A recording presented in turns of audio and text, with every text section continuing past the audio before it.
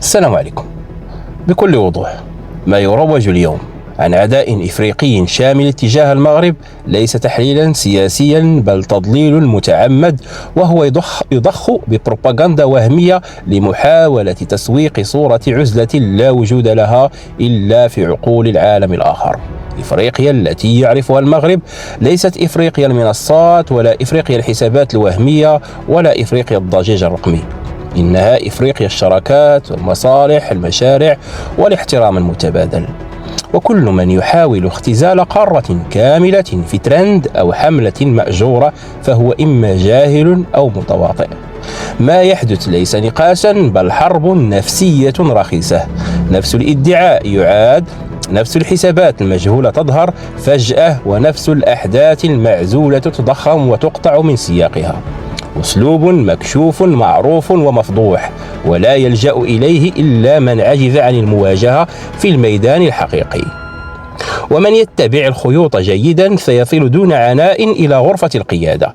الجزائر ومعها أطراف اعتادت الهروب إلى معارك السرديات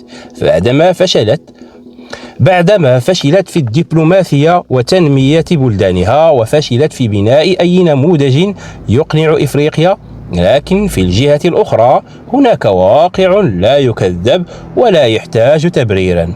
مغرب يحقق أكثر من 5.4 مليار دولار في التبادل التجاري مع دول إفريقيا. مغرب يجعل من إفريقيا الوجهة الأولى لاستثماراته الخارجية بما يقارب 5 مليارات درهم في سنة واحدة. مغرب يساهم في الأمن الغذائي الإفريقي التي رفعت صادرات الأوسيبي عبر مجموعة الأسمدة نحو القارة من 300 ألف طن إلى 2.8 مليون طن خلال عقد واحد. مغرب تشتغل أبناكه في أكثر من 20 دولة إفريقية، وتحقق ما بين 15% و40% من رقم معاملاتها داخل القارة. مغرب تصل شبكاته الاتصالية إلى أكثر من 50 مليون إفريقي خارج حدوده. مغرب راكم مخزون استثمارات يناهز 3 مليارات دولار في غرب إفريقيا وحدها.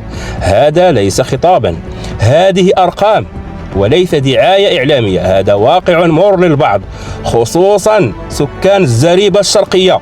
المغرب يستثمر، المغرب يوقع الاتفاقيات، المغرب يبني الشراكات. مغرب حاضر في العمق الإفريقي بالفعل لا بالشعارات، وهذا الواقع وحده كاف لنسف خرافة العزلة من جذورها.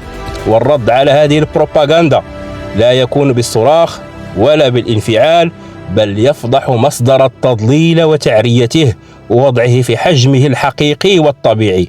وتحياتي سكان الزريبة الشرقية.